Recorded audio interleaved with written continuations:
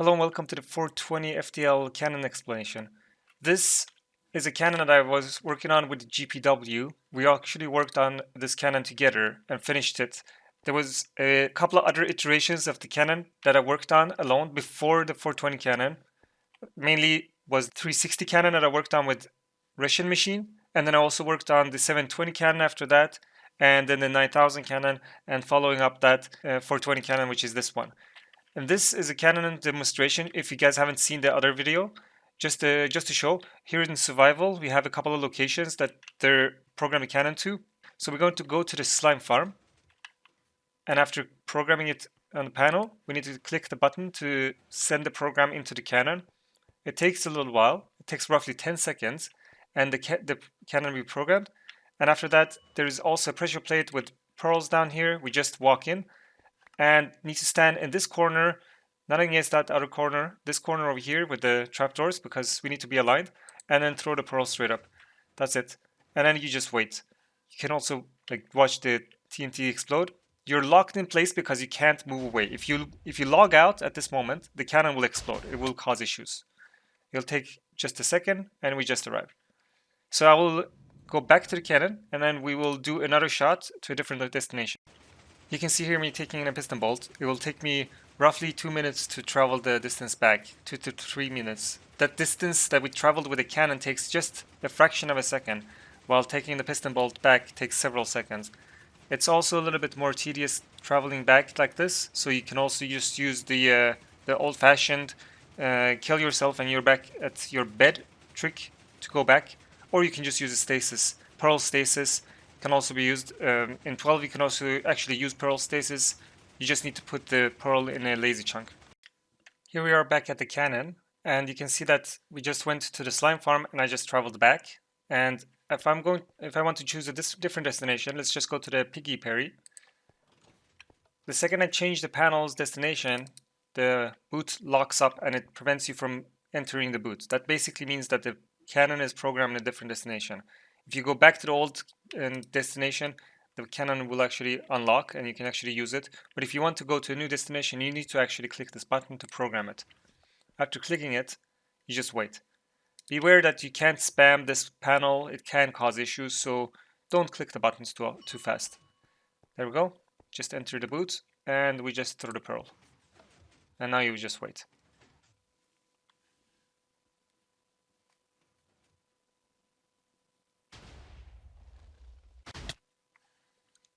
And now we travel to a new destination. In here, in this destination, we're stuck at the glass, so we just jump down and we arrive in a new destination, which is a little bit further away. The cannon is fully programmable, and you can actually see it here at the back. I'm going to go into spectator mode, and you can see that there is different amounts of TNT that can be programmed inside of the cannon.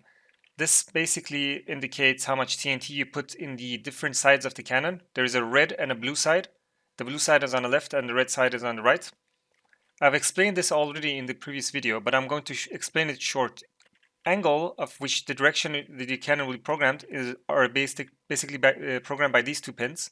The left side is programmed by the blue side of the cannon, and the right side of the right side. And in this cannon, there is a difference between the old one and the new one. You can actually control different size modules. This module here has only a maximum of 11 TNT, and it can be programmed up to 11 TNT with single bits of TNT. That means that you can control the granularity of down to a single TNT, which you couldn't do before. Then you have a bigger module, which only can be programmed to 143 TNT in batches of 11. And this is where this is the pins for that module. And lastly, there is the bigger modules, which has the larger modules, which if you activate the larger modules, you can actually program up to a larger amount of TNT, and there is no limitations here. The limitations are basically by the server's limitation of crashing. If you activate too many TNT, it will crash your server. I would recommend not building it bigger than the size we have built here in this world and in survival. After this size, you just run into lag problems, and it honestly doesn't cause any beneficial effects other than just making it look bigger and cooler.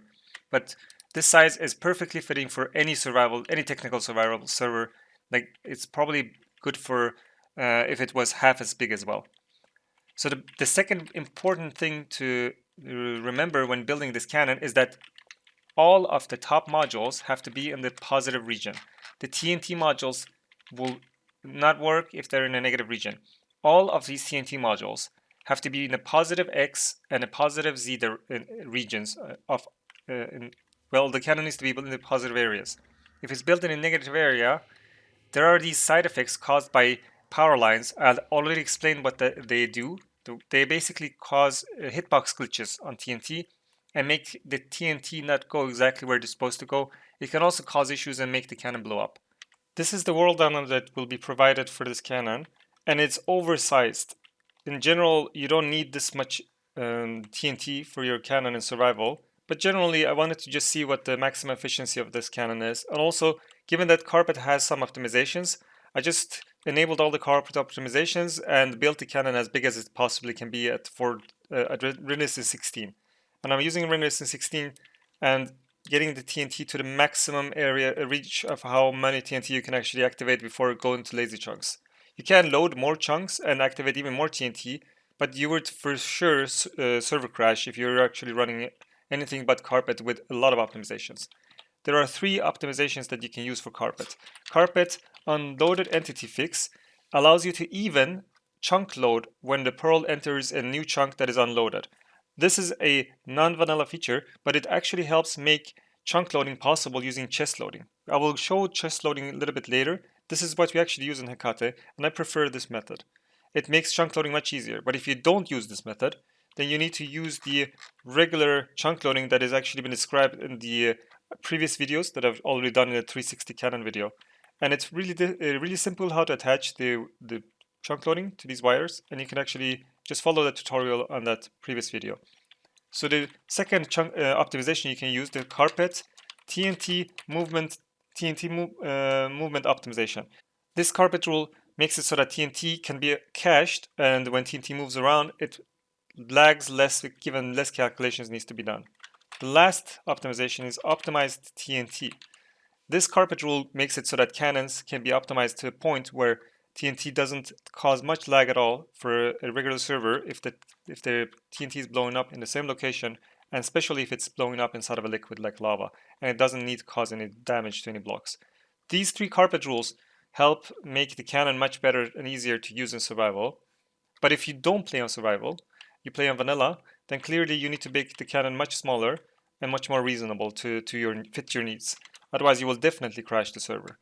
The last thing I will show in this cannon is the accuracy that actually came from using the new type of 420 cannon, which is a new type of design that I will talk about a little bit later. So this is the old system. These are the old colors from the previous video, but the new light blue color is a new destination that's never been possible before, given that the accuracy haven't been possible. Well, the new cannon is basically much more accurate based on the new mechanic that was added. Let's just use the cannon. As I described in the previous video what these numbers mean. Let's just wait a little bit. Let the cannon transport the pearl. There we go. Sometimes you actually can fall through the world. It's kind of annoying. It's just a vanilla bug. Anyways, this is the destination you actually arrive at.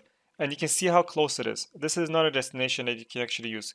Previously, the destinations that you can go, the closest destination you can actually go was between these 3 locations. You can see how much more accurate the new cannon is. In some instances, you can actually be within 1 block of your targeted destination. And you can use a tool that will describe exactly how to use to be able to program the cannon. This is the tool that I used for programming the cannon.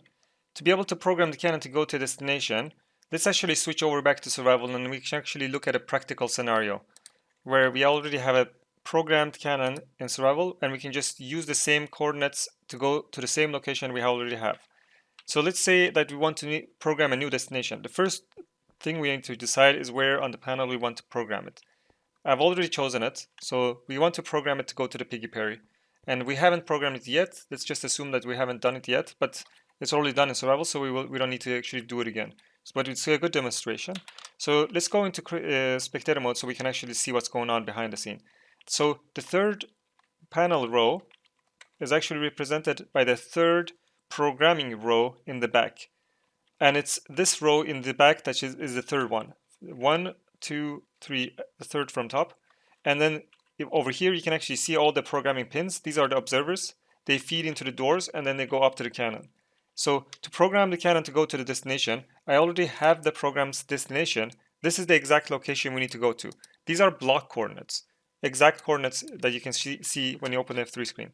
You can actually look at a block, and it says looking at this block location. This is the exact block location, and you can just insert them at the top. The second information you need is where the cannon is actually built and how many TNT it actually has.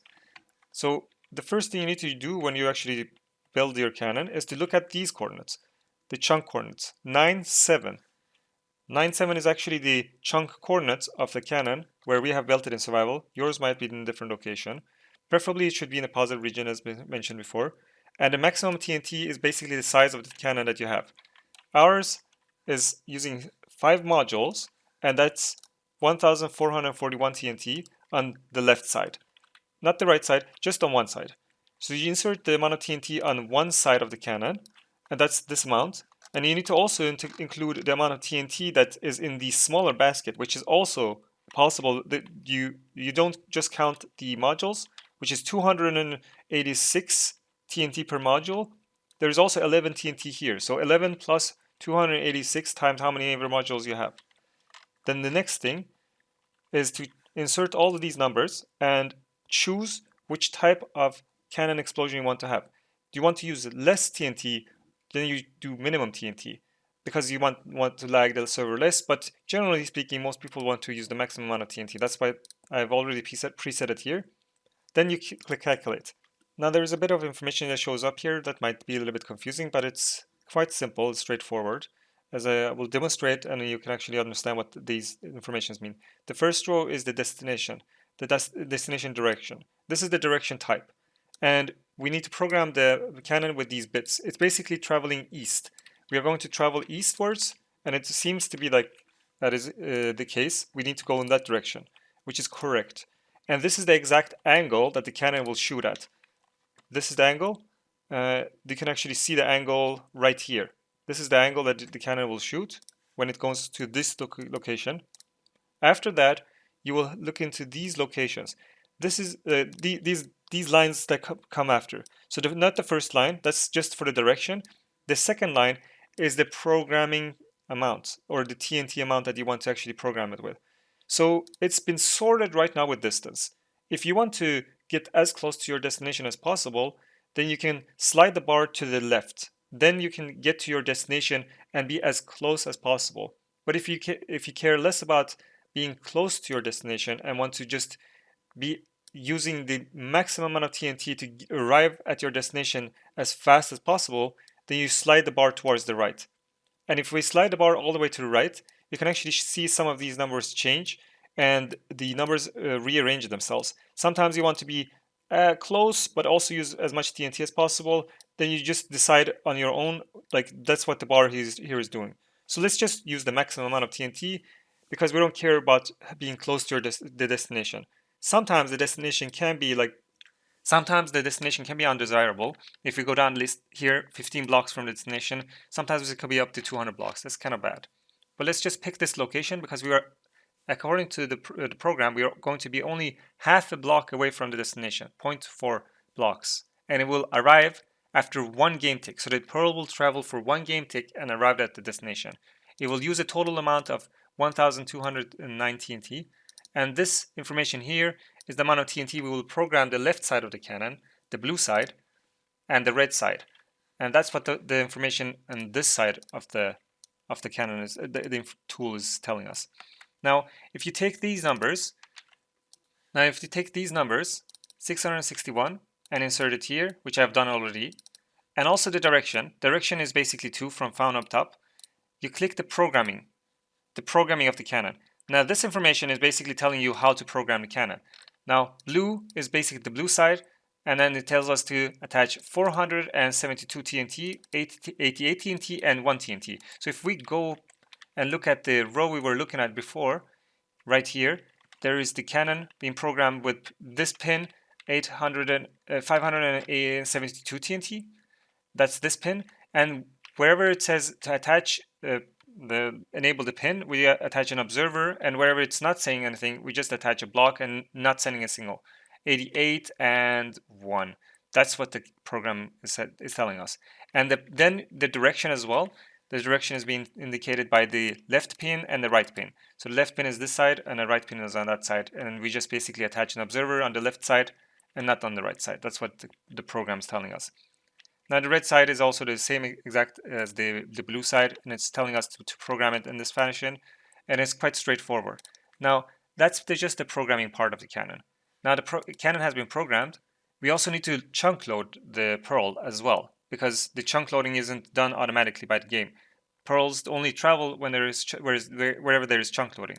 So let's just look at the chunk loading when you click at the button chunk load, and this is the chunk loading for all the Perl's travel distance until it hits the ground at something like 90 game ticks after it's been traveling for this distance. This is if you had programmed the cannon with this much TNT on the left and the right side and this direction. So after one game tick, it arrives in this location, which is actually where we want to go. So let's travel to this location and look at it from the close perspective of what it looks like over there. And just as an aid, there is a chunk coordinates here. You can actually use these chunk coordinates to actually travel in the nether. So you can actually travel in this fashion. Let's actually fly there quickly in spectator mode.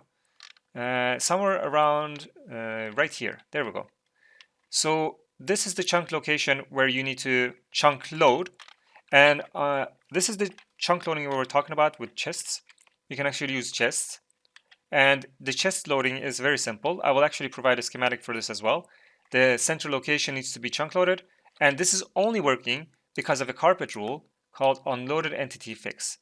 This is not vanilla. This is not the behavior vanilla does. This is something that is fixing a bug related to unloaded chunks, entities in unloaded chunks.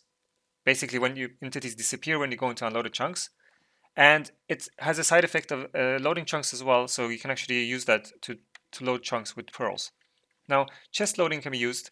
And after you've used chest loading, you arrive at this destination after one game tick. Now I can actually try to like find the exact spot where your per arrives at, but somewhere roughly in this area. So this exact location, you need to go to this exact location. It's somewhere where I'm standing, somewhere in the middle of this column, which is basically why this column is located over here. After placing the player in this location, where you know where the pearl is going to be, place a block in front of it. You know that it's going to travel in this direction because we just came from that direction. Place a block in front of it, which is this column of blocks. The column blocks that I'm looking at is the blocks that the pearl will hit after it's arrived in this location. That's why when I used the cannon, I was instantly teleported to this location, but I was lodged inside of the glass. That was because the pearl was slightly offset. Pearls actually have this weird mechanic where they only look for blocks for the first 200 blocks, and then they stop looking for blocks. So the pearls will actually teleport inside of blocks, and then after it's teleported there, it will start checking for another 200 blocks for blocks to teleport to collide with and teleport the player. That's what we're abusing here. That's why I was actually inside of the blocks when the pearl arrived, and after that, the pearl hits this wall and I teleport. And just as a clarification, this is the exact chunk coordinate we need to chunk load. This center location needs to be entity processing, so a 5x5 needs to be loaded. And just by looking at this chunk coordinate here, 54, 3, that's exactly this chunk coordinate, 54, 3. This is the chunk we need to entity process by loading a 5x5, either by using redstone or chests. This is just an explanation of exactly how it went, the design process of this cannon. I want to give a big shout out to GPW for actually designing this TNT module. You can actually find his channel in the description as well, and you can actually see the development process for the different cannons. This was like one of the modules designed by me back in the day, before even the 360 cannon, and I thought of using it. The difference between this module and the previous 360 cannon was that it rotated the modules and made it slightly more compact. And then Oreo had this idea that you can actually program a single duper with different amount of TNT, just a singular TNT.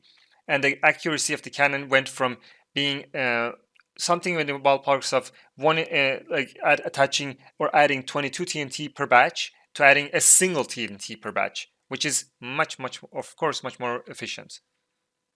You can actually see this module here as well. This is GPW's module. He was working on it, and he came up with this idea that you can actually accelerate the TNT sideways, and this made TNT modules so much more compact. And after making it programmable, which is basically been done here, the module was perfect. And then we attach it to the cannon, and you can actually see it now. It's just the most brilliant design. I actually think that there isn't better ways to make the cannon now.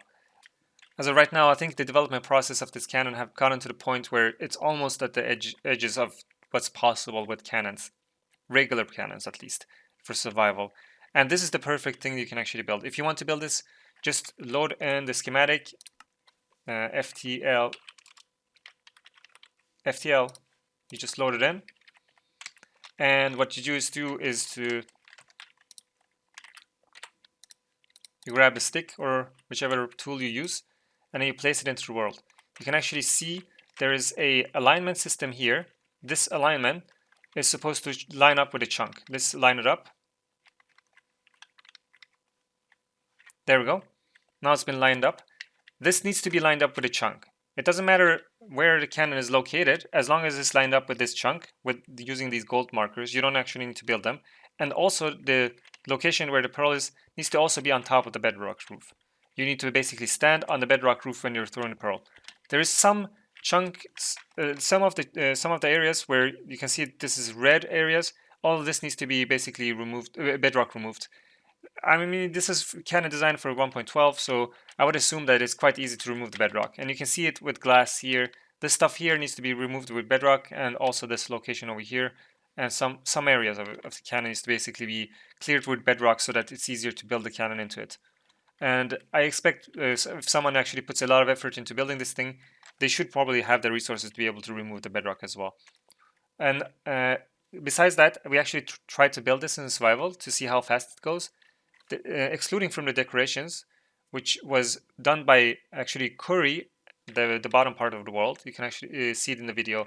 And Trouble, the top section with the glass, used a really cool command block logic to bloat the small miniature sample model to make it bigger so we can actually surround the cannon so that if guests shoot it, it doesn't blow up.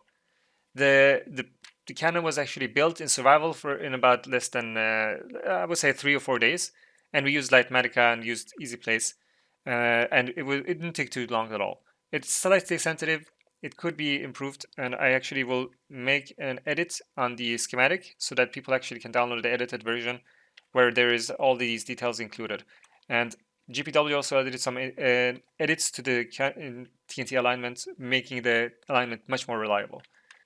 That was that, guys. Hope you guys enjoyed this, and please go and show some love to the other guys and that was actually part of this project as well. Kuiri, PrgmTrouble, all those people actually helped make this possible. And if you are interested in building one of these cannons, just grab the schematic and place it into your world and use the tool and build it.